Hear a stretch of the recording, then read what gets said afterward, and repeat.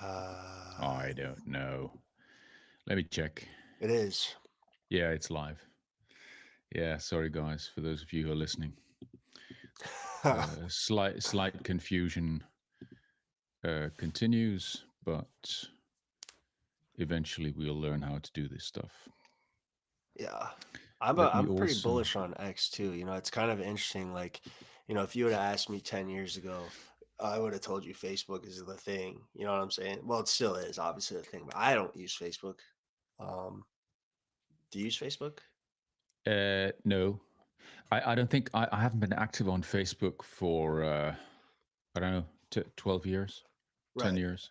Like I have a profile. I'm on it. I just like I post probably twice a year on Facebook. I have a profile as well, and I just a while back I just put it in. I think you could put it in standby mode because I'm never there. So I kind of Mm. I think it should be in a mode where I'm maybe not easily findable, just so not to confuse people. They think they send a message and nothing ever happens. Right, right. So What do you think so of X? I guess we should probably stop calling it Twitter. No one's gonna be calling it Twitter in 5 years.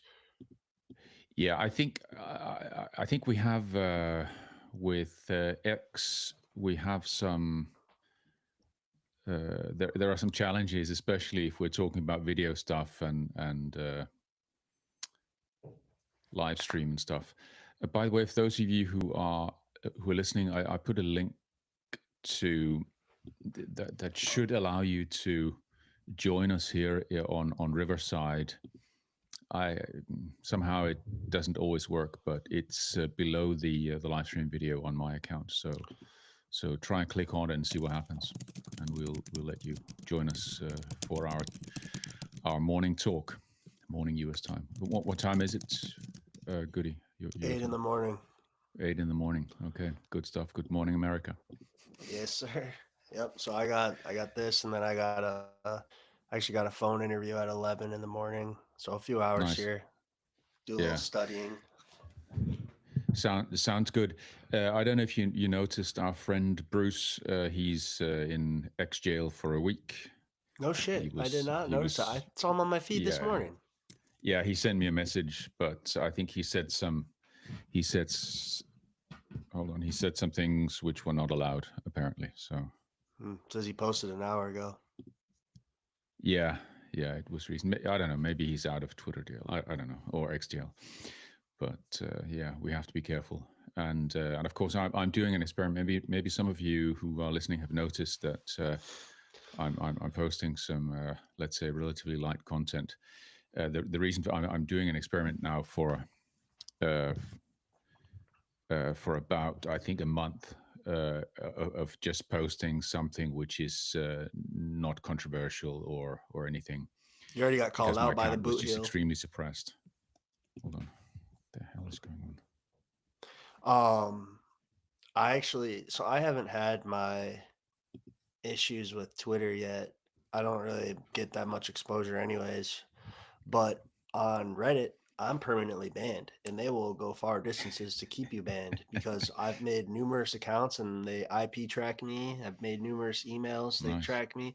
I've made accounts on new phones, and it's like the moment I accidentally logged into my Gmail account, they tracked me. So it's like they got all the things. And just to Interesting. make Yeah. an interesting connection with that too, like there was a conspiracy theory about this Luigi Mangione guy, and they're saying, well, it doesn't Right. really make sense that some random old lady at McDonald's in Pennsylvania, 286 miles away, all of a sudden recognized this guy with the mask on that looks like, we don't know who the fuck, that could be anybody, right? And then all of a sudden the feds are like at McDonald's. So someone was saying that they could low key be using some high technology uh, facial recognition, because if you think about it, like with the phone, you could put your whole entire face on a screen, cover your Yes. eyes, and it can't recognize you.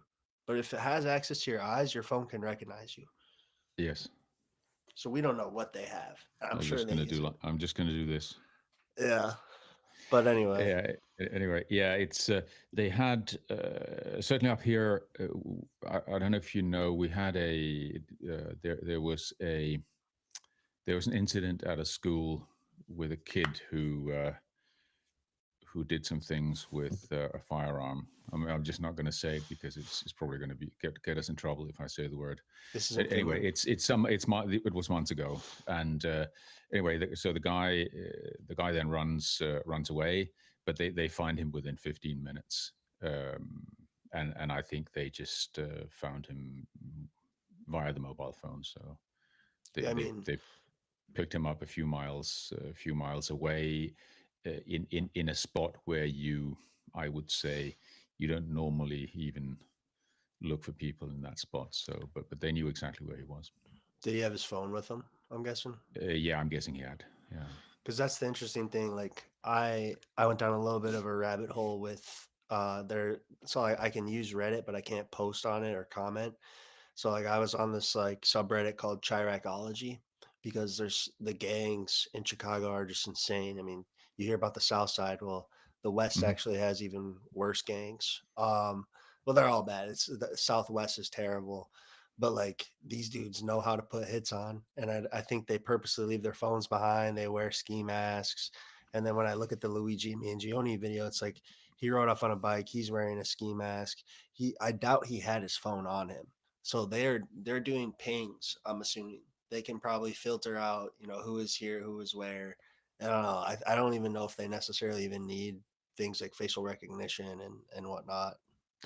Yeah, who knows? Probably, I'd guess it would be pretty easy with the amount of devices which everywhere. Whether it's cameras on buildings, people with phones in their pockets, laptops, computer microphones everywhere. Probably, it probably doesn't. It makes it maybe a little bit easier if you have a device, your device with you, whether it's your phone or your smartwatch or any other electronic device. But probably they can triangulate you using other people's phones by facial recognition, voice, gait, other type of recognition. I mean, Absolutely. yeah, I mean, if how what was the movie with Will Smith? Um, that's 25 years ago. Where, um, Hancock. no, no, not Hancock, but another one where he was kind of being followed anyway, tracked by using technology and satellite photos and whatever they put in the movie, which is likely was possible at that point. But He's also I an mean, that's iRobot. yeah, that was 25 years ago. Yeah, the iRobot is even longer ago. But anyway, yeah. So 25 years ago, and now with all the AI developments and everything, I think if it's the government, they can definitely get you wherever you are whenever they want. And if it's a private enterprise which is big enough, if Reddit, just a random irrelevant platform, if they can track you everywhere, what Exactly. And about this is, what about the real guys? and not even just a real guy, but when you have high profile real guy, that's when it's like they're Sure. really Yeah, pulling out their tricks. exactly. But I don't know. How's your diet been? My diet's been good. Anyway, I've had my stupid questions. Do you eat an egg? So I've had some eggs like every evening, and so today I wanted to try. I wanted to just. It's a long time since I used my carbon steel pan, so I just thought anyway I'll see how it does. So I put some cheese on my pan and some. I fried some ground beef. I put that on there, and then a couple of hard-boiled eggs, and it came out fantastic. No sticking at all. I mean, it's just a steel pan, but nothing sticks. So Is yeah, this good halloumi? stuff. No, this was a cheese called Maasdam, which is it's like a cheese you can put on a piece of bread or something. Do you eat raw cheese or is it pasteurized? I would say most of it is made of pasteurized milk, Pasteurized. but Gotcha. it's not. Yeah, I'm not. It's not because I'm averse to eating cheese made of unpasteurized milk. It's just most of it's made of pasteurized, homogenized milk. But I did Absolutely. because of this, because of all this Bovaer talk and all of that, which seems to have almost gone away. But I did change all my. I did check all the dairy that I get. I spoke to, or let's say I emailed and got responses from a number of different dairy companies here in Scandinavia and even in Germany, which supply into our supply chain here. And so I know, assuming that they're not lying, I know which ones have the bad milk and which ones don't. So first of all, I avoid those, and it's not, I'm not using a huge amount of dairy products anyway, but so I avoid those. And then we changed over. We're using some milk. I don't use milk, but we're using here in the household. We're using some milk, but we changed that over to another supplier, and at the same time, we took the opportunities to change it to a uh, grass-fed organic milk. Mhm. So Gotcha. yeah, What's cleaning up? up. So what's up with your diet anyway? Are those just like your posts? Or are you just eating like eggs and like are you I haven't made fasting? any change in my diet at all. Yeah, it's just taking some shots of those. I think the my account went from I typically had quite a high engagement on my posts, and suddenly about a year ago, maybe a little bit over a year ago, it went to 100th of what it was. So it went from typically some views views and engagement between maybe 10-20K to 200K per post. It went down to maybe just a few hundred up to 1,000. And I don't know exactly why that is, but I guess it's a combination of maybe I like to make some, I don't know, I like to question things obviously, and I'm not politically correct, although I'm not saying anything which is against any guidelines or anything like that, but I think that in combination with maybe this, the carnivore theme, I think that's a minus in the book, so to speak. And then, as far as I understand, if you follow the wrong people, so if your friends are the wrong kind of people, the algo puts you in a group of problematic profiles, even if you never uh, necessarily post anything problematic yourself. But if you like the wrong people's posts and the wrong posts. Shit, I didn't know that. So probably a combination of that. So now if I post, so if I say, do you use butter, or do you like, or have you ever eaten an egg, and other brain dead posts like that.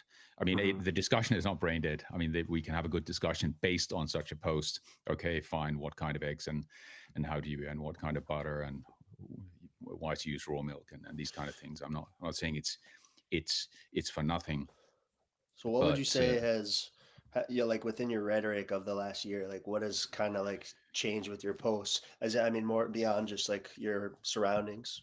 nothing. Nothing. Nothing, and that's why I've never come out of the hole. So True. it dropped off a cliff, and it stayed in the bottom of the Grand Canyon, in the bottom of the Grand Canyon, so to speak.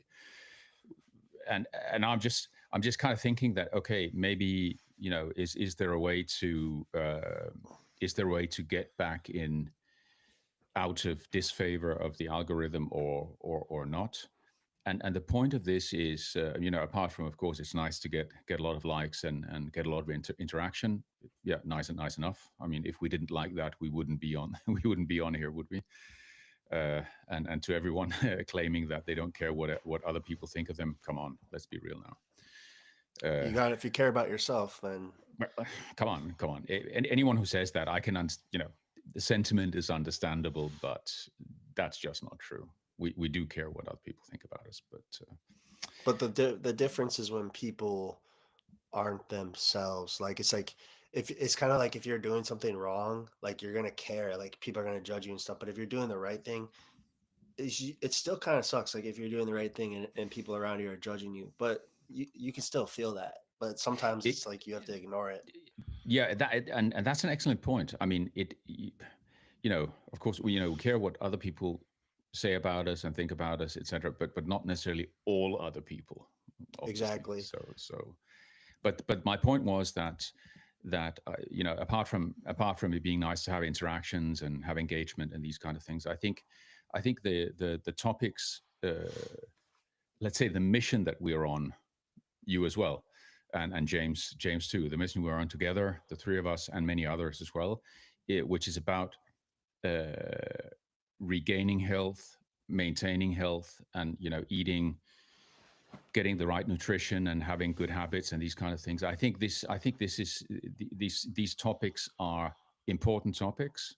I think and because of that, I think it would be good if we were not suppressed.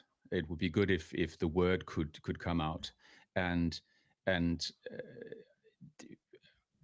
in in my opinion, the way I feel about it, we do not have any ill intentions against anyone, and we actually have positive motives and positive intentions. So unfortunately, the algorithm uh, seems to disagree, and, uh, and of course all of it depends on what are the objectives, and of course our objectives are not financial, they're not economical, they're not no business objective as such, just a kind of human health and animal health and world improvement objective, and of course that. That's kind of I think that's the cool thing about us three too is like I think James is pretty invested in the political side of this type of thing, like nutrition and food, and then you got me who's like really interested in like the fitness and like nutrition side of it, and then you got a guy like yourself who kind of blends it both together, and then I think it all just comes together well, just in terms of like the hero thing.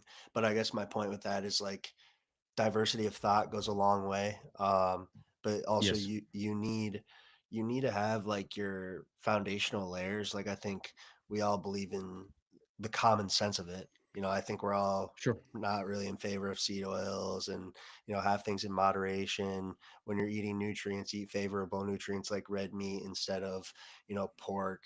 um uh, I'm not sure where I was going with that, but basically, like once you establish that you're all in the same school of thought, like then you can afford to be more diverse in your way of thinking, and that's how you really grow. Yeah, and I think the growth point is of course a favorite point of mine as well. And one of the things that I kind of one of my personal objectives is to learn as much as possible. So Yeah. which is also why it's very interesting to talk to people like we were talking with Alexandra about her very successful use of Zepbound, so GLP-1 GIP Because agonist, so those to are lose inevitable, weight. right? And I think it's we can't just be closed minded. That doesn't mean that if we talk to somebody that we necessarily would do it ourselves, recommend it, or say that it's a good thing. But we kind of have to hear the story and the argument. Also, like with Mike and his points on not joining the anti-bovaer, so the feed additive they give to cows to make them emit less or produce less methane. Now, Well, I I think still don't yes. agree with him, but I mean, he made his point. Was he saying it that though? Was he? Because it seemed like he was kind of. It seemed like you guys were kind of in the same agreement that maybe you don't use Bovar, but he was saying that it doesn't have as big of the consequences that maybe we foresee. Yeah, I think you're right. That was his point. But I suppose my thinking there was that why are we even having this discussion if the whole thing isn't an issue? Right. You have to in order for this feed additive to be relevant, you have to believe that that cows are not climate neutral, and to me that is an absurd That's also thought. true. It's just completely it's just absurd, and I don't need any. I don't really need much data to come to that conclusion. We've had ruminants on Earth for probably tens of thousands of years, and much higher amounts of ruminants actually than we do these days, and yet their existence was not a problem for the planet. Uh, Partly because obviously it's a cycle, and the methane cycle is about 12 years, and some of the other cycles are maybe shorter or maybe longer. I don't know, but to say that an animal, whether it's a cow, whether it's a ruminant or another animal, is anything but carbon neutral is just ridiculous. What's next? It is the next that then okay, we need to start culling humans because they're emitting too much, And maybe whatever after they, whatever somebody comes up with at any given time. maybe after they start, maybe after they stop talking about cows, they'll start talking about cars and airplanes. Yeah, I mean they've been talking about those for a long time, at least cars. I think Yeah, I'm just kidding. yeah, I think one of the interesting things is with emissions as well is you have all kinds of carbon and emissions related taxation on fuel, including fuel for the airplanes that people like you and me fly with.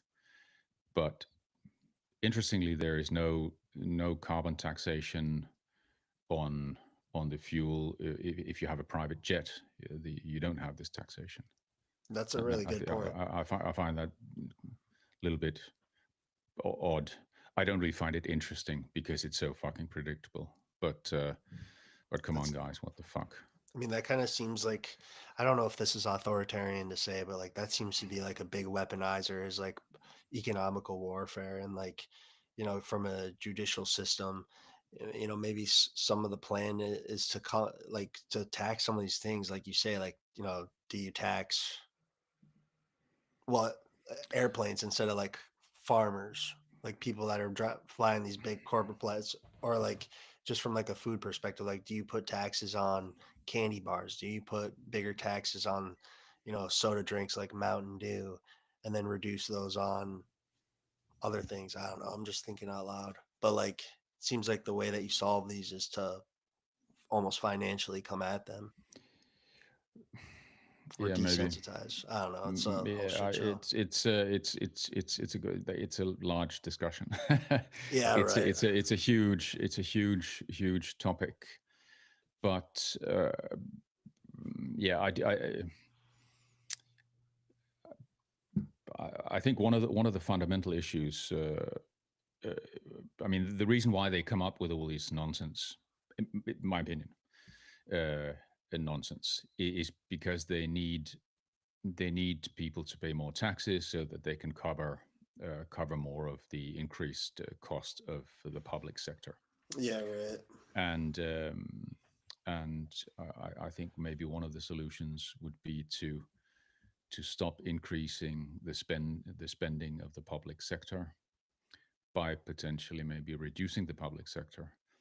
Um, I mean that's one of the reasons why the election went the way it went, because of because precisely of this kind of this thinking that wait a minute, we can't just raise taxes and increase the deficits forever. Got to stop spending money that we don't have, and we point number one is to get more efficient and effective at what we do. And yeah, let's see how it goes. I think it'll be interesting to see what happens after January 20th, whether they're gonna get the things done they set out to do. Yeah, it's Um, interesting because I just moved back home to my parents' house, and like they got like MSNBC and whatnot upstairs, and like my uncle, they'll have like Fox News when I go over there, so I get a full gist of it all. And I haven't really, like, I've been living at home or in Chicago in an apartment. I have a TV, but I don't really watch TV. Um, and like just listening to MSNBC and like they're just dirting on RFK, but like everything I've read on RFK on Twitter is just regenerative egg, this positivity stuff. And then I'm watching MSNBC and they're like talking about how he's crazy anti-virus or anti-vaccination. And it's just kind of interesting, like the I have, weaponization. yeah, but it's interesting. I think I said it before, but the first time I kind of I was let's say taken aback about really seriously taken aback about the American mainstream media. I'm not saying that other mainstream media is any different these days, but big shift for me happened when George W. Bush became president and after 9/11, and after that, the whole of the U.S. mainstream media uh, is completely openly deep state, Mhm. and so if somebody tries to wander off the plantation, so to speak, RFK Jr. in this case, they're just they'll just try to discredit you. And if there isn't anything to discredit you with, like it doesn't seem there is in his case, they'll just make shit up and lie. Mhm. And one of the lies obviously is that he's an anti-vaxxer, which he clearly is not. The only thing he says is that we need to have there needs to be a level of evidence. There needs to be some standards applied to this. We can't just go around injecting people with whatever and with no proof of effectiveness, etc. So he's not even what he's saying is not even controversial, but he's painted in that light, and it's very interesting to me to look at that, a guy who is just a very, to me, the definition of somebody who's a Democrat in the U.S. He's the classical definition of that.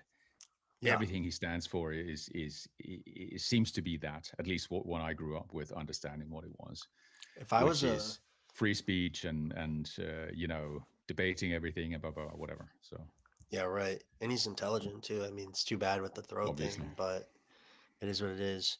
But like the way I see it, and I went to school for journalism, is like if I was going to produce a story, I would see this as like, this in America, like domestic agriculture could be like a super bridging topic for left and right people. You saw there's an hour and a half long video in Congress of Bernie Sanders nailing the head of the what is it the federal, was it the FDA? No, yeah, probably, probably, yeah, but Bernie probably. Sanders nailing them. I think, obviously Republicans are nailing them. RFK is going to be with Trump. Like this is a mutual party interest, and it's socially a mutual party interest, like from left and right people. So like, why is the mainstream media coming out and bashing someone like RFK when they could be producing stories of, unity? Yeah, well, because the mainstream media is Deep part state. of part of the deep state, and it's not, and by the way, I think the Mike Benz, who was interviewed on. Secretary of State, right?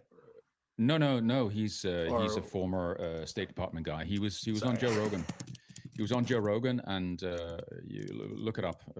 One of the recent podcasts with Joe Rogan. I really highly recommend anyone who's listening here to State listen Department to. official.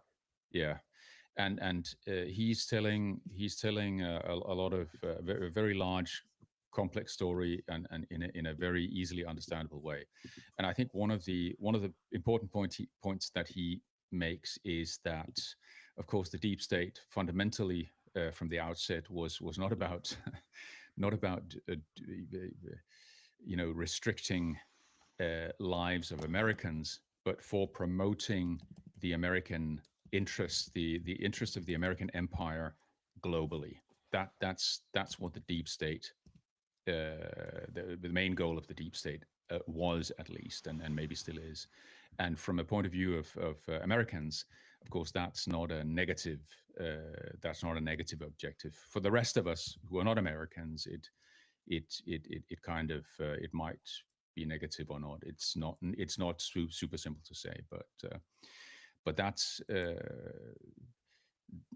and there are a few things which have come out of that, a few big things which have come out of that, which is interesting to get confirmed when I listen to it.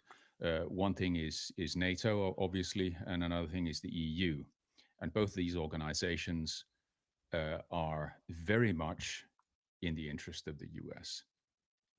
And The U.S. kind of is like the I veto, would be incredibly surprised if Donald Trump takes the US out of NATO, because NATO NATO is driving US interests.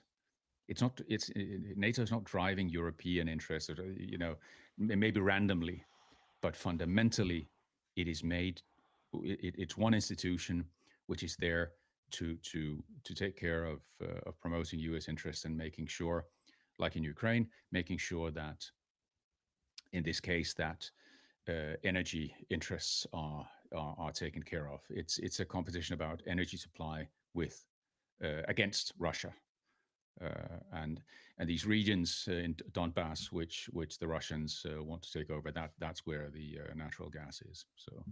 So it's not really that complicated. It's rather simple. Anyway, not much to do with nutrition, unfortunately. But no, yeah, anyway, but anyway, have a look at the podcast, Joe Rogan podcast with Mike Benz. Anyone who hasn't seen it yet, I highly recommend it. And of course, listen with caution, because I mean, the guy's former State Department, which could probably means CIA, which means that there's a reason why he's allowed to say these things, and why he's allowed to say it now. So you never know what the tactical situation is, why it needs to come out now. But it's interesting, entertaining. So I also recommend Joe Rogan episode 170 with Michael Rupert, which is really interesting. He kind of talks about peak oil, and this is a guy that died of suicide. If you know what I'm saying. Uh, but Joe Rogan interviewed him back in like 2012 before he died, and it's kind of interesting to go and look back on. yes, There's some old Joe Rogan gemstones in there. My buddy told me about Joe Rogan when it was like 2018, and I was working a city job, like checking manholes in the city, and so I'd listen to like 2 Joe Rogan episodes a day, like starting from like the old stuff. But yes, like the whistleblowers, like this guy and then the guy you mentioned, are, I don't want to say whistleblowers, but they kind of are. Um, yeah, possibly, maybe, but it's entertaining anyway, whatever they are. I think. yeah. With Joe Rogan, I think one of the what he does really well is he's good at asking some normal people questions, and he's good at getting the answers to his normal people questions, and then he's good at shutting up and letting people Yeah, speak. So I'm he does an absolutely excellent job. And also in this Mark Benz interview, he hardly says anything. So Mike Benz is talking all the time, which is great. That's good. That's good. Yeah, it's really hard. The only thing about Rogan, like it's really hard to mediate and stay like normal when you become this big. Like I feel like 2014, 2015, 2016, like he was big, but like I don't think he realized how big he was. Podcasts as a whole weren't very big, but now it's like, everybody knows how big Joe Rogan is, and like he influences Spotify playlists when he moves over to that Sure, from yeah. YouTube. And so it's like people go on Joe Rogan now and they like know the platform. It's kind of interesting, like to Yeah, see how it's changed. he's kind of a combination of 60 of the old 60 minutes, and some of the old important weekly news shows from the States, where you got all the You information should about everything. And I mean, he does a better job at investigative journalism than CNN does, or did even. I don't know why Um, Kamala didn't go on a show. I don't think he was going to hit her with a bunch of no, no, I he gotcha questions, but here's absolutely not. Yeah. if he would have, I think with the Trump episode he did, like he, I think he could have asked some tough questions, or he could have pressed on some of the questions tougher, and then that would have made my criticism of Kamala not coming on the show even better, because it's like, well, you saw him get criticized, why can't you come on? But to be honest, I thought he, like, the Trump episode was good, but I also thought he kind of kiss his ass a little bit, and Yeah, then for sure. Yeah, he definitely did. Yeah. so then as an adversary, you can kind of go and be like, well, it's clear, like, you endorse Trump, you like Trump. Why would I go talk on your show? Well, he didn't endorse Trump Till after, until it yeah. was clear that she was not going to come on. So Right. But my point is just like, he did not ask tough questions in the interview. Like, he was kind no, of just letting them go. And but he doesn't actually. If you look at his podcast, he doesn't ask tough questions he of used most to. of his guests. He doesn't ask tough questions. He lets them make their case. I think he there are some of them there are some of his podcasts where he gets annoyed, and then he he asks some annoyed questions, but Well, he made but Dave his Fetterman point look his retarded. I don't think his point is not his point is not to be, what's the BBC show called, the hot chair or something. His point is not to have a John got Fetterman. you got you got you podcast. His point is to have a conversational podcast, which is conversational in a way that his guests can can hold a conversation, which and some of them can take more questions, and some of them aren't really made to take questions. So He's held nutritional debates. He's held archaeological debates as well. What if he held a presidential debate? yeah, I'm sure he could. I mean, he is moderating UFC, so it would be a little bit of the same, wouldn't it? I would be curious to know what Joe Rogan's diet is as well, because he seems really into it, but I just don't know if I don't buy it sometimes, but I don't know. I thought he was. I thought he was kind of He eats a pretty lot of much wild carnivore. game. I don't buy that. I think he eats wild game, and I think he eats good food at the end of the day. But he'll definitely be someone come January that does like the whole World Carnivore Month, and he'll probably post about it. I'm talking like I fucking know the guy, but based on Yeah. following him, I think that's what he'll do. He's an advocate of carnivore. Carnivore is a tough diet, man. At the end of the day, it's just like, there's easy ways to do it, but it's tough to do it Is it? strongly. Strongly, in my opinion, I think it is, with distractions and What's stuff. okay? Yeah, I don't think so. But I think it's individual. Yeah, it depends. This is the thing is, carnivore for a week, sure, but if we took a handful of people and said do carnivore for 3 months, they would have to do a watered down version of it. Yeah, but what handful of people? I mean, it's Any not as people. if yeah. Well, it's not as if are we proposing that the whole world should go carnivore? I don't think so. No, I no. think well, But it's you know, just my like, so look yeah. at Go ahead. someone like Rogan. The reason I'm saying this is because it's just like, it's weird sometimes, where it's like, what's the point of doing carnivore for 1 month? Like, like what's the message you're trying to show? Like, because you clearly don't do it all the time. Well, 1 month of healthy eating is a month of healthy eating, isn't it? So So why don't you do that all the time though? I have no idea. That's the thing, is like, if it was so Beats easy, me. if it was so healthy, then why don't people do it all the time? I think the reality is that it's just really hard to do it I right. disagree. I disagree. So I disagree. I agree that it maybe it's hard for some people, but it's like this is like how would you advise a I 35-year-old think old there are man? a 35-year-old man. Yeah, like, let's say you have a 35-year-old man, he's fit, he's very active, he works a full-time job, blue collar, he's probably getting at least 20,000 steps in a day. What do you advise him to put on muscle mass?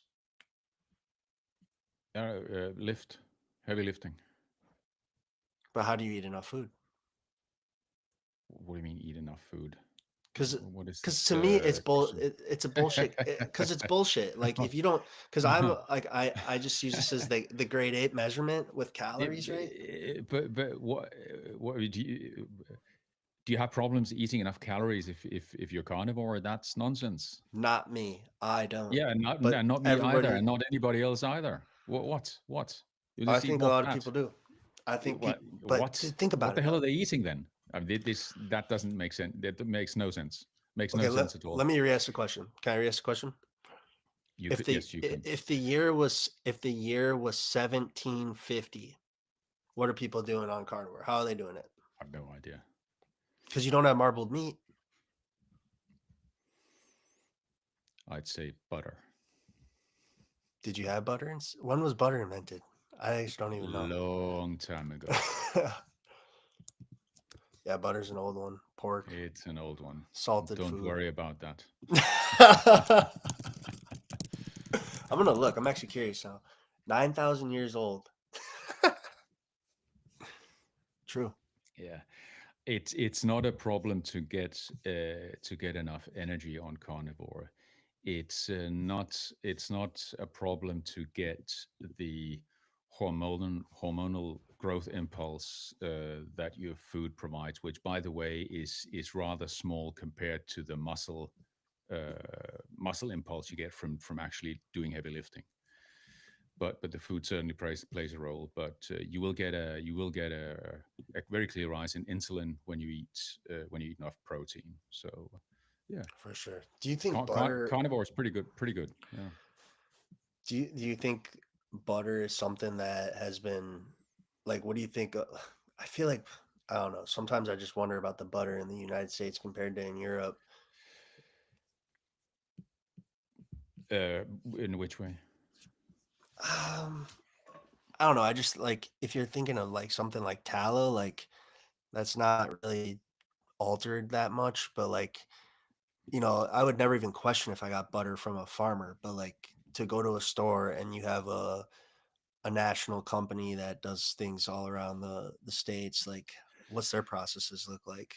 Yeah, it's a good question, and of course you have to kind of, in the end you have to trust trust your source of whatever it is you buy, and of course you could say if you're paranoid, you could think that okay, even if they say it's butter, maybe they put other stuff in it that they simply don't disclose, even though they're obliged to disclose it. But yeah, I don't know. One of the things which I do wonder about is this carrageenan that they put that many dairy companies put in cream. So if you go out and buy Oh full fat yeah, cream, have a look at the. I encourage everybody to have a look at the label when they buy cream.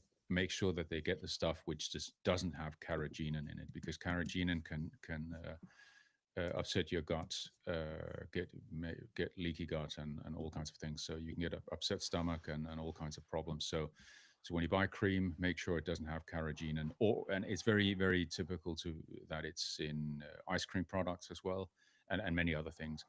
I suppose I haven't really done a deep dive into it, but my understanding is that why put it in cream? Cream doesn't really need anything. But I suppose if you don't put it in, you have to shake the cream because it probably maybe it's not holding together as well as when it has carrageenan in it. So it stabilizes it, homogenizes it maybe. But yeah. anyway, if somebody knows, put a comment below the post or in the comments. Let me see if there are some. That's the thing. I Where the hell did the thing I go? just anecdotally have had like not the best experience with butter in copious amounts. I see people post like their butter coffee, and like I tried doing that a few years ago, and like just kind of destroyed me. Currently right now, like I haven't had my sweats finally came, so I've been doing like coconut oil, which that one kind of like got me as well, which is kind of interesting. Um, but tallow just works so well for me. So I would be curious if people wanted to ever do like an experiment where like someone's eating. Well, there's definitely people out there, but like people that are just eating copious amounts of butter versus people that are eating copious amounts of ghee versus tallow, etc. Just to kind of compare. Yes. Yeah. Yeah. But anyway, back to bodybuilding and these things. I mean, it's you don't need to eat It, carbohydrates for to do sure. bodybuilding. Okay, yeah, That's and I should say, like, wrong. I'm not putting myself in the best light here, but like when I'm questioning this, I'm just saying, like, I agree with you, and there are ways to do carnivore and execute, but I just think like to do it at like a very optimal way, it's hard to execute. Like people want the flavor at the end of the day, and some of these variations like Well, are just I different. I think the big question is why are you choosing a specific lifestyle where you are leaving out a number of different foods? You mean if you don't have a good reason, if your reason is not good enough to convince yourself that you should do it, then it's definitely, I would say, difficult to keep up. Right. Super difficult because there are lots of. I mean, we all grew up with what I would call normal food. So we've all had lots of delicious carbohydrate based foods, plant based foods, and all kinds of stuff, processed foods as well. And if you don't have a good reason, you're not going to have motivation to do it. Then the only thing which is left is just self discipline, and and then why mobilize? Why use your scarce self discipline on something that you're not even convinced is necessary? Yeah, I guess like my point in this is just like it seems like there is okay, so like let me just backtrack again. Like I agree with you. There's a very executable ways of doing carnivore the right way, but it just seems like we've kind of fudded them and made them seem like they're like crazy approaches. And so then a lot of people they are motivated to do an elimination diet like you say and do something strict, but then they won't touch a carb, they won't touch sugar, but they'll still eat like square cheese and bacon and like pepperoni and salami and all this processed meat that personally I've had problems with. Like it's instead of like But putting the FUD on the strictness, like what if but we if you have what's non-carnivore about a salami? The fact that it's fermented, or that it has some salt in it, or what is so non-carnivore well about salami? salami, I mean, first off you have to question at least in America, like salami is pork, so where does the pork come from? How's the pork raised? But then yeah, salami is heavily salted. And if you're Yeah. So using what? well Who tech said that isn't who said you? Did somebody say that it's not allowed to have any salt at all if you with your meat? no, but what animal in nature salts their meat that's a carnivore? Human, We're omnivores, we salt it. but we're And omnivores. I don't think I understand your point, but I disagree. But I don't eat salami. But my point is not the salt. My point is, well, it kind of is a salt, but it's just like, salami, pepperoni, these things like at least for me without a colon, like I still get gas and bloatedness and it doesn't do anything good for me when I eat these things. Like uh bacon actually hasn't been that bad or salami, other than like the gas and things and like the water weight, whatever. But like also like when I remove salt, something like squash isn't that bad either. So I think my point is that there are detrimental foods that might not be detrimental at a glance. Yeah, sure. But also maybe you can't take yourself So, as a so to, if we standard for metabolic standard. but if you go to so if you go to Amber O'Hearn's point with like follow the OGs, listen to the OGs, Mhm.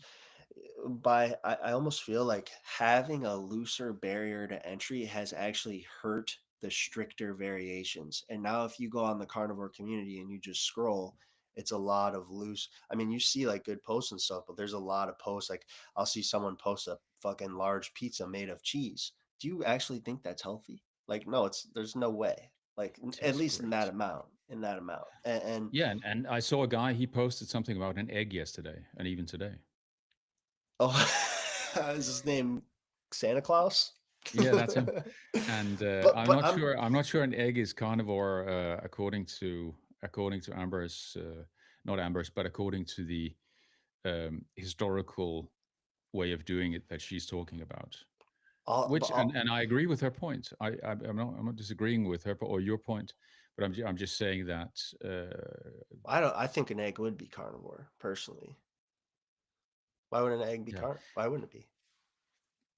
I don't know. Did Stefan's son, did he eat any eggs? I thought it was just muscle But meat. but I think Stephenson's I just think one actually person. yeah, but I think actually the to me to my understanding uh, what the carnivore you're talking about, let's call it the original carnivore. I Hmm. think that's what they call the lion diet these days.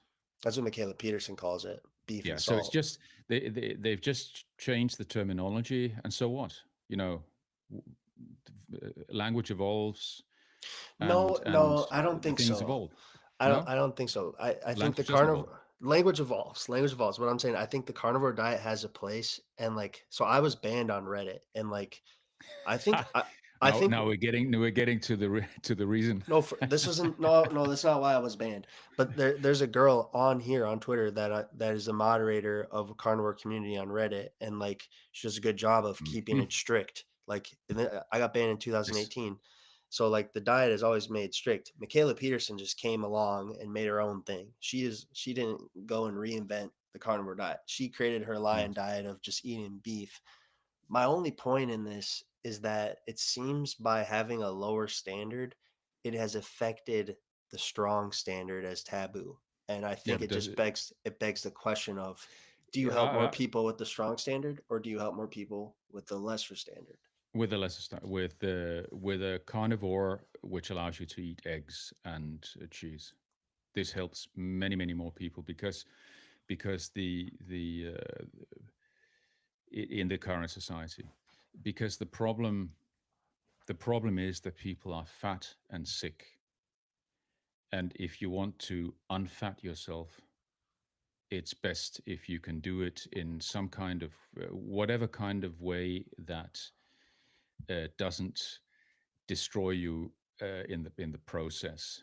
And the safest way, as far as I can tell, Hmm. is a way where you limit your carbohydrate intake. That's what it's about. It's not that much about whether you eat an occasional piece of cabbage or a piece of salami or whatever. That's completely irrelevant. Hmm. What is relevant is that you stop eating processed foods, you stop eating sugar, grains, and other high carbohydrate containing foods. But that That's would the be, that's the key. wouldn't that be like low carb ketogenic? I mean, wouldn't you say Yeah, that I'm carnivore? not I'm not really too bothered about the labels, but and there and I think if you want to have a funnel about if you want to have a funnel or a sliding scale for people to try to do the best they can, you know, doing a strict carnivore is probably a good idea and fits most people if they can keep it up. Right. Doing doing uh, living a ketogenic lifestyle is possibly the ultimate health hack or the ultimate health lifestyle you can live, which doesn't require you to be a carnivore. But and for some of our friends here on X, they don't have quality of life if they're not in ketosis. So it's not a joking matter or something. We can philosophize about. Do we can you eat this or can you not eat this? With a ketogenic diet, it's very clear you Hmm. cannot eat things which get you out of ketosis. So that actually has a meaningful and clear definition for good reason. Yes. Uh, but I think for let's say our aunts and uncles, maybe not mine, they're probably too old, but maybe yours, who would be my age. For the aunts and uncles who have some level of metabolic sickness, some level of insulin resistance already, not the 35-year-old, because most of them probably don't, but there are enough who do as well. For those, start with cutting out processed foods, sugars, and grains, Yeah. and and don't drink your calories. And then I think you've made 85% of of the step, and you still have a tremendous variety of all kinds of foods Yep. that you can enjoy, including some with carbs. You can have potatoes and sweet potatoes and whatever, lots of vegetables, For sure. beans, and all kinds of other nasty vegetables which make you fat. But if you want to eat that kind of thing, I think uh, that would be my take on that. And and I think for those who are sicker, probably they should. I would encourage them to look into a ketogenic or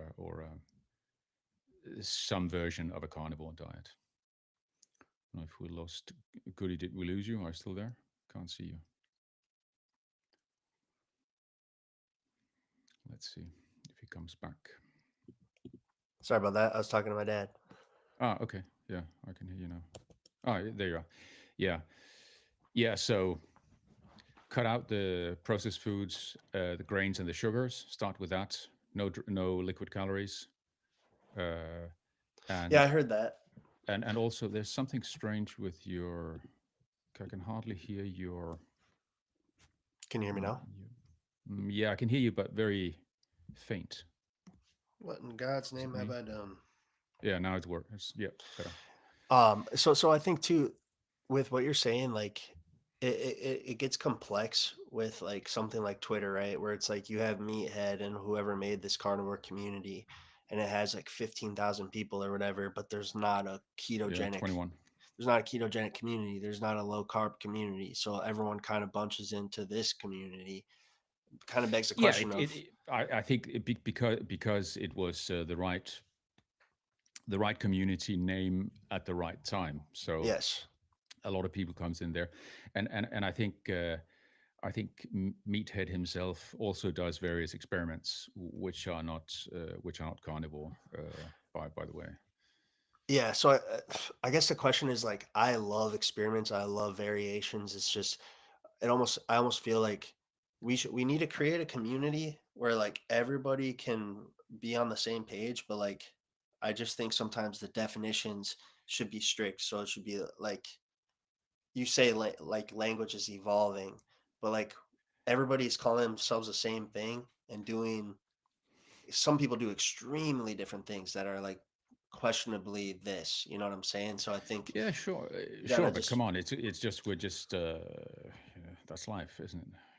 It's like it's nowhere near as bad as politics, where everybody's just lying about everybody else. At least true, people here are mostly not, maybe not lying so much. true. There are good intentions behind this, and uh, what, who are we to judge if somebody does whatever version of carnivore they Yeah, feel like, and they regain their health, and they maintain good health, and are feeling well, and are healthy by subjective and objective measures.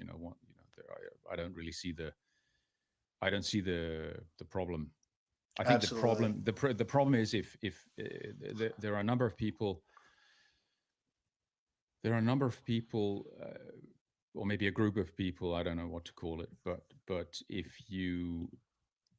you're out looking for something, you're tired of being ill and having joint pain, and all the things that you have when you have metabolic illness of some sort. Yes. You're looking for something, and you say, okay, yeah, this is now I found this low carb, or I found carnivore, or whatever, and then you try it for 3 days, and nothing good happens in 3 days, or you try it for 3 months, but you're still, no, I'm never gonna give up my morning muesli, and but I'm eating 99% carnivore, but I'm never gonna give up my morning muesli and my afternoon grapes, and my evening bar of sugary chocolate. You know, that kind of confusion is unhelpful. Yeah, for sure. And I think for if you're unhealthy and you want to get healthy, yeah, sure, carnivore good. But the main thing is sugar out, processed food out, seed oils out, stick with whole foods, and get the carbs down to not very much. For That sure. that The, that's the starting. That's kind of the starting point, and then if you feel frisky, you can you can do a lion diet or carnivore or call it whatever you want. Um, and then I think for some people obviously love.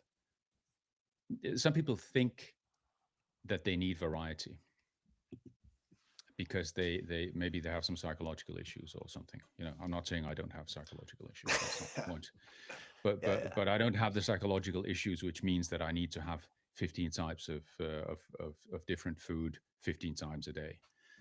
So I don't have a problem eating a steak and eggs or ground beef and eggs every day for months and years. It's just not a problem. But but but other people are not. Their head is not built like that. So maybe carnivore is not ideal for people who,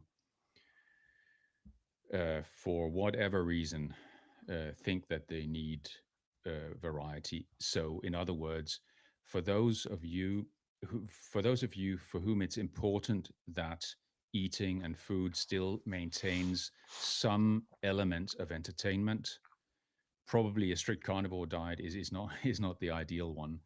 Whereas a ketogenic or another version of low carb has has a lot of breadth to it, and there are thousands of recipes where you can kind of copy some carb loaded foods with low carb things. Like you can go on dietdoctor.com, on their website, fantastic collection of recipes, endless, not endless, but an enormous variety for months and years. So that's for those who need variety.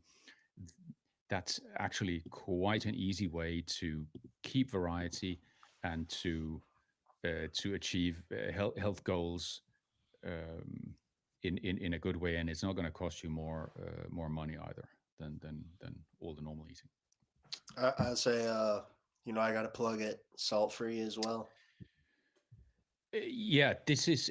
I think with the salt, um, I think I think that's first of all. I think you have a unique situation with your manipulated innards. So I could show the scar. yeah, come on, I'll strip. show you. Check it out. It's just Yeah, right. go I do it. had a colostomy bag. I Ah, can't see nice. myself. That's a So, very nice. so I had a You scar do, here, and yeah. then all the way here, Wow. there's a big ass But scar. But but your you do very nice scar tissue, my friend. like it's It's gone. yeah, Or, it's not very visible. I have a huge scar on my side from you know, the you wanna know something kind operation. of weird about that? That now that you say that is so with the three-step J-pouch surgery. So you have the first surgery, Mhm. they take out your colon, they give you a colostomy bag, and then 3 months later you have another surgery where they create the J-pouch. Goes like it's like in place of your colon. It's like 8 inches long, and then 3 months later you have the third surgery, which is called a takedown surgery, which they get Yeah, rid of the colostomy bag, and you're basically on your yeah. own, right? And so I the first couple surgeries, I had complications every time. The second surgery, I was in the hospital for 35 days. Wow. But the takedown surgery was a My God. breeze, and I was 16 Nice. years old or something. And so, like, I went to a vault. My parents went to like dinner or something. Like, I snuck off to a volleyball game. I was hanging out with my buddy. We were hanging out with girls. We are fucking dancing, We were dancing, being stupid high schoolers, blasting music out of my friend's car stereo, having a dance competition, and I'm wearing a white shirt. I looked down at my white shirt. I ripped my stitches open, and there was just Yeah. blood right here. And I was like, "Oh, I gotta go home." Oh But shit. I never told my parents or anything because I was like, "Oh, my parents are gonna fucking kill me." So I just Yes. kept it. I just literally it healed itself. I don't know how it did Yeah. it, but it was like two stitches came off, and Yeah. the rest was there. And over time, it just closed Good itself healing up. powers. I think also being 16 years old, your healing powers are amazing in that at that age. Anyway, so Maybe. I also have so there's a dot here because when I had ulcerative colitis, my immune system was super bad.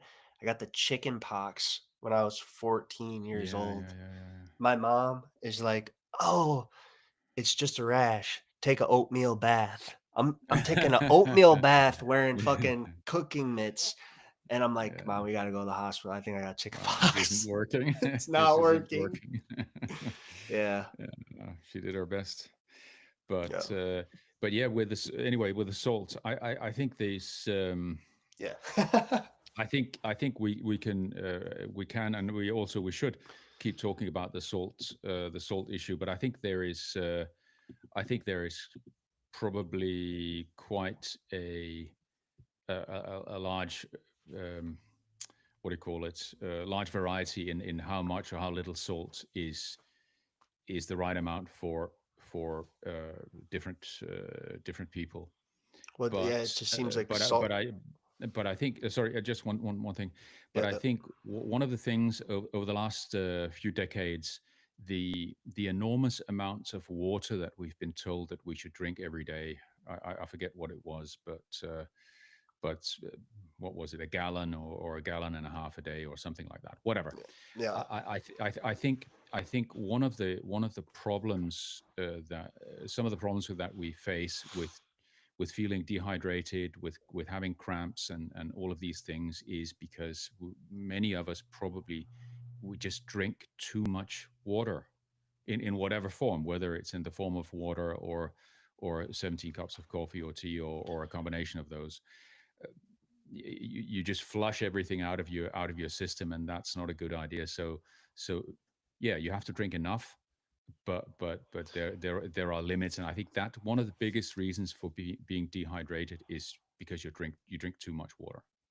yeah, because it just messes with the Yeah. dehydration's And about the you need balance. and then suddenly you need, oh my god, I need more magnesium, I need salt, I need I need some supplements, I need everything, when the solution in many cases potentially could just be that instead of drinking 8 large glasses of water per day, I think that's it, 8 large glass of water, you try reducing it to 4 glasses or whatever, or something less, and Yeah, then maybe you're going to feel better.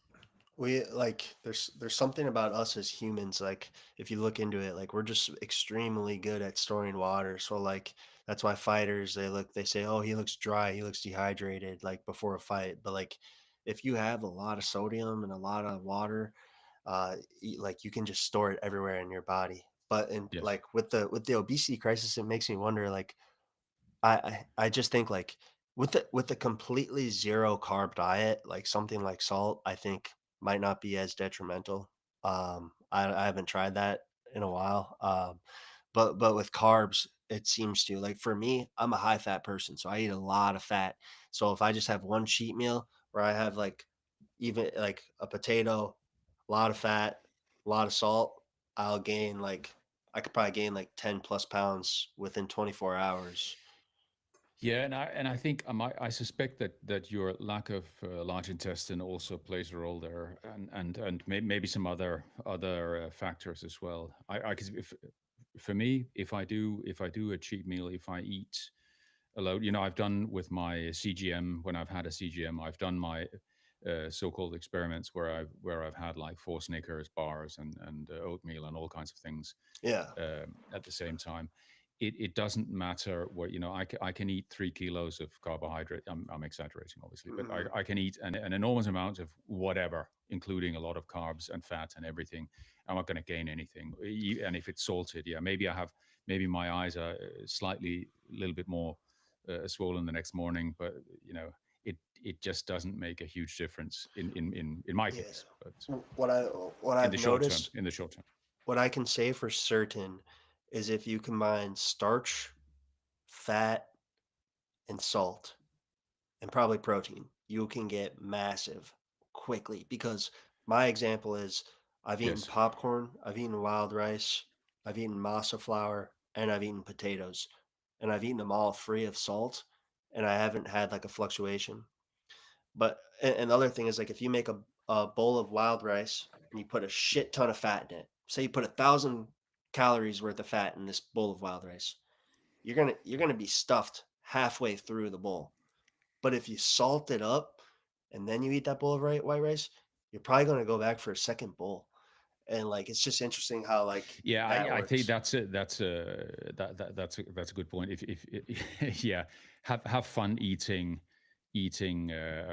rice and potatoes and whatever. Have fun eating those with zero salt and zero fat. Not That's fun. not gonna you're not gonna be eating a lot of that. That's for sure. Right. And that's why so like I for me when I say salt free, like I love the concept of like low carb, salt free, and like just take a chill approach. I Yeah, think could sure, sure. work for a lot of people. Yeah, and it works for you, and that's excellent. Hmm. A point Amber was making that comes to mind as well is the related to the drinking a lot of fluids. Yeah. Is if you drink stuff which tastes sweet, it tastes good. I remember the I don't remember the expression she was using, but what came to my mind was soda or diet soda. Hmm. So it's zero calories, but but you tend to drink more of it faster than if it's just water. So I think one way many people could probably get rid of their lack of salt issues and their cramping and their dehydration is stop drinking diet stop drinking diet soda. Just drink water because it's you know it, it doesn't really taste that amazing if you're not thirsty. True. Very true. And myself, like once I fully adjusted to like the salt, no added salt, my sodium intakes probably fluctuates between like 5,000 to 1,000 to 1,500 if I have a big protein meal. Um, the water retention is so different now where like when I had a lot of sodium in me, like chugging water seemed a lot more detrimental. Now what happens if I chug a lot of water, I just have to pee. Whereas like before it's like, oh, Yes. it might go through me. Like I might be like TMI, like shitting water out. Like cause I have like when I one of my red pill moments with salt was I was doing like a lion type diet, very strict diet, but I was like my bowel frequencies were like still pretty high, but like pretty scentless, very liquidy. It's like, what the fuck is this? And then one day I was like, that is literally water. And yeah, so for me, it's exasperated because the normal person goes to the bathroom X amount of times, but if you go to the bathroom 6+ times a day and your bowel movements are predominantly water, it becomes retarded. You're like, I'm literally just shitting out Yes. water. So Yeah, it's yeah, that's all. exactly. So, what's up? What do you have planned for the weekend? You're going to see all your old friends. Probably see some friends. Like I'm out in there's like a forest reserve right next door to my parents' house, and like being in Chicago, like the urban jungle, like I want to do some hiking. Probably hit up Yeah, some boys, maybe if they want to watch some football. But just spending the time with family right now, kind of like unpacking. Like I'm nice. back. It's not like a vacation now, so I don't have to crunch to do everything. It's like Yeah, take your exactly. time. But the other thing, like pertaining to this stuff, is like really just trying to like get started on the right footing, create a lot of good habits because a lot of habits are environmental. Like sometimes you need Oh to yeah, just get out of the hundred environment. percent. So just yeah, trying to do everything right and yeah, trying to set a good example. Yeah, and yeah, try to dehydrate stuff which doesn't stink up the house. Yeah, I've negotiated. So like Very good. when I dehydrate jerky, I'll probably do it in the garage. I was just going to But say that maybe you can do it in the garage. Yeah, I just got But 10. does it Yeah, s- does it smell? It's anyway. I don't. it's more Yeah, so I like just. they don't like the smell of like meatiness. Like when my dad picked me up, he was like, I can smell what you eat. Like I can tell you cook meat. Yeah, I'm like, and yeah. I was like, yeah, I thought I was an animal whisperer for a while because like I'll go for walks and like dogs are sniffing me, birds are coming over to me. Yeah. I'm like, I'm a fucking Yeah. animal whisperer. No, it's just my The sense. birds are carnivores too, so yeah. But the one gadget which is really good for almost odor-free cooking. I'm just looking at it because it's over there. Is pressure cooker. Yes. It hardly any odors at all compared to, especially when you. I mean, what I use it for is tough cuts, and you before I'd put them in the Dutch oven, and I'd have them on the stove all day long, and everything would just in my for me smell great of meat. But if you Once don't you like put the meaty the smell, once you get to the spices, like once you throw the spices in, it's all good, you know. Like get the tarragon in, put the bay leaves in. No yeah, one's complaining about that. And also like yeah, the one more thing I'll say, and then we can probably wrap it up. Like just to sure, go back of like entry points and like doing things the right way. Like I think we should try to normalize things like crock pots, Dutch ovens, pressure cookers, yes, simmering because like you see the question yes. asked in the community, what do you do about grease? And I had that problem for years on end, like because I make a Ah, mess with yeah, steak because yeah, you're yeah. cooking steaks all the time. Good Start point. start using the crock pot. Start using a pressure cooker. I got a 15 psi pressure. Like they're amazing. Pressure cookers are fantastic, and so are Dutch ovens or crock pots, whatever it depending on your kitchen situation, Hmm. etc. I just like my cast iron Dutch ovens, of course, but the one of the thing I was talking to somebody yesterday about salmon, and he was asking, what about it went back and forth, but then I said, yeah, but you can just poach it. You could poach salmon. You have no splatters. Your all your fish oils are kept intact and non-oxidized because you don't heat it up to a very high. It goes up to maximum 100 degrees centigrade, so whatever it is in Fahrenheit, boiling. So poaching, Um, right? You take the water, you boil it, and then do you turn it off, or how does that work? well, you poach it or steam it. I suppose if you steam it, it gets it you get the same result as poaching. So I would say even maybe steaming rather than poaching. So you just put it if you have a steaming basket for one of your pots, you can just put your salmon pieces in there. Another one is if you don't, if you just take your Dutch oven or whatever pot you have, and you put some dill and some parsley and just a little bit of water at in the bottom, and then put and some lemon, and then some water and white wine mix maybe, and then put your salmon pieces there, and just steam them for 15 minutes or whatever. Go look it up on YouTube. No, There are yeah, good I'm recipes there, interested. but I think 15-20 minutes, and you have a well done piece of salmon which tastes amazing. All the good uh, polyunsaturated fats, the omega threes, everything is still intact. Nothing's been overheated and oxidized, at least not very much, It sounds like a especially not beauty. compared to frying. So really, I'd recommend that. Very The tasty. pressure cooker is steam as well, right? Yeah, you could do it in a pressure cooker. Probably takes 5 minutes, maybe three. Yeah, Yeah, right. yeah, maybe a few five less than 10 minutes in a pressure cooker. Interesting. Cool. Easy. My pressure cooker it kind of has a basket you can put inside the pot. Above the So water. if you want to steam it inside, not have it in the water, you could just put it on the. It has kind of a griddle kind of basket Yeah, kind yeah. of thing. I got when I was in college, I was pretty fascinated with mushrooms and foraging and grew mushrooms once. So I got like a What about like kind a of mushrooms? um the cool The ones. good kind. But it was I as a college kid, I invested in this $400 15 psi pressure cooker that I found online, and Yeah, the thing fucking bangs. Yeah, yeah, and they last forever. So you know, just got to get it one, and they're not expensive. I mean, and compared to all the nice the Dutch oven, French brand Dutch ovens that cost hundreds of dollars, you know, a fantastic pressure cooker you can get it for $100 or less. Yeah, easily less probably. Yeah, So mine was four. I think mine was like 380, but it's yeah, like yeah, but you can. this big. It's fucking huge. Yeah, okay, yeah, but you know, a normal size. I think mine is what is it, 7 quart or whatever it is. The Yeah, electric. I have a what the hell is it called? It's this well-known brand. Whatever pot.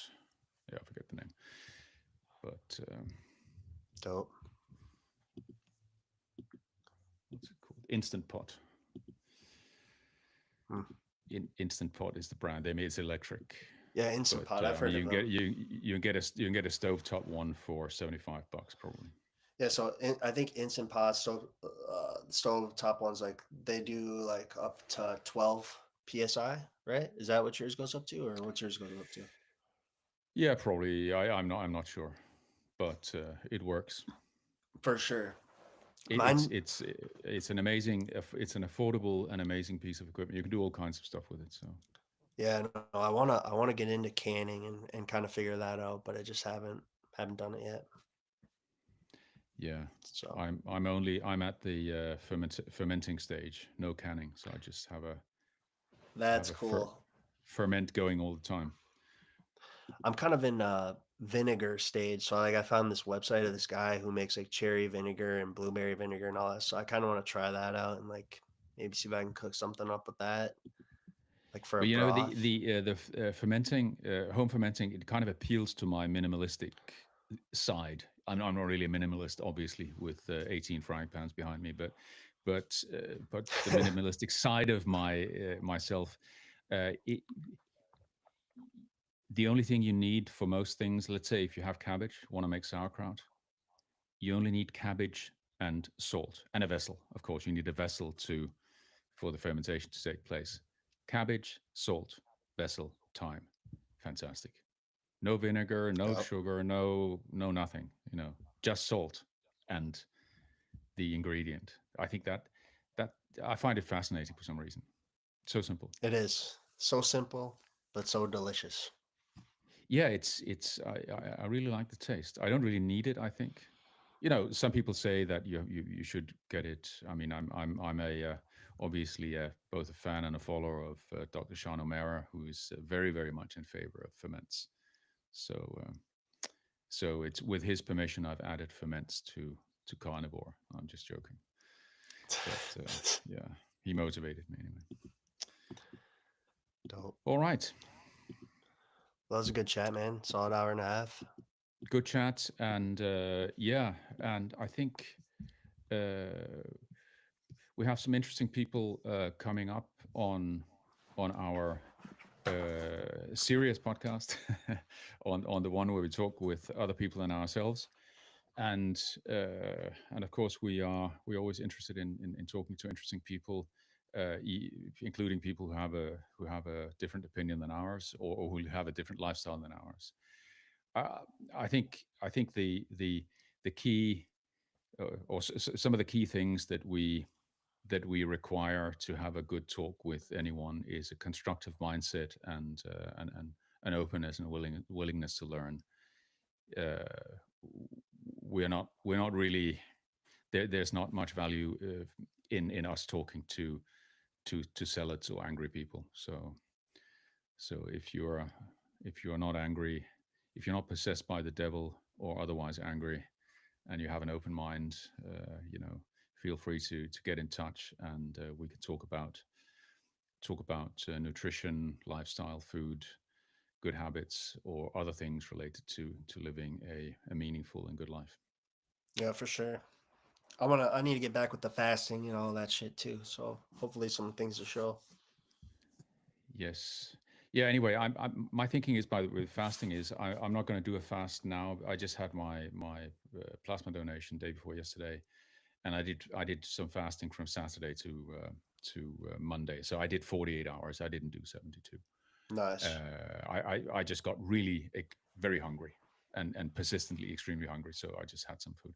There we But go. I'm gonna join Brent, with whom we've Oh, talked a few motherfucker, you're times. doing that shit? Yeah, but I'm just gonna join him for the last 48 or 72 hours of the year. I mean, I think he's fasting now until the end of the year, until He's New Year's Eve. 15 And days, I saw.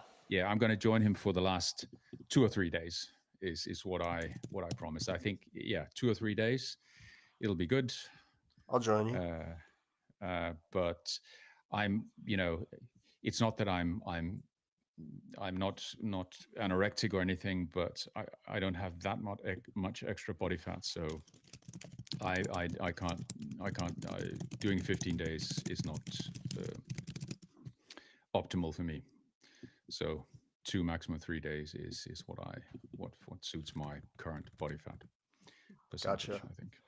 Yeah, my last thing with that is like I'm gonna I left the weed back behind in Chicago, and so I think the ghrelin hormones should balance themselves out a little bit. I'm ready to go days, buddy. Better watch out.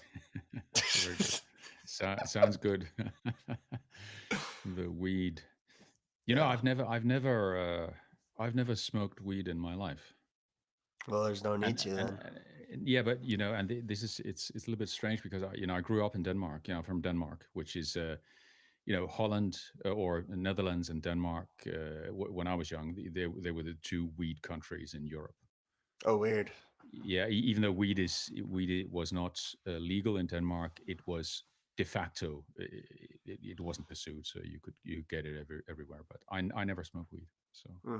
Yeah, I odd gotta odd get this stuff. money. I gotta get this money, and then maybe I can bring it back. But I got Then some you're gonna shit. get a huge bong. Yeah, super expensive, massive bong. Yeah, you're gonna make a huge ritual. Yeah, it's gonna be a thing. You're gonna do several days of rain dancing before, and That should be the make it thing. a big Like one. next time you see me puff, yeah, it's gonna be like the next time you see me puff, you better know that something good happened. Something good happened. Something good happened. Very good. Okay, sounds good. All right, man. Good All chatting. right, take care, and let's see. We may return on Sunday with a live cast, or maybe even a space. We could do. It's been a while since we've done a space on X, and so let's see. Yep. Anyway, guys, stay tuned. Have a great Friday. Have a great weekend, and take care.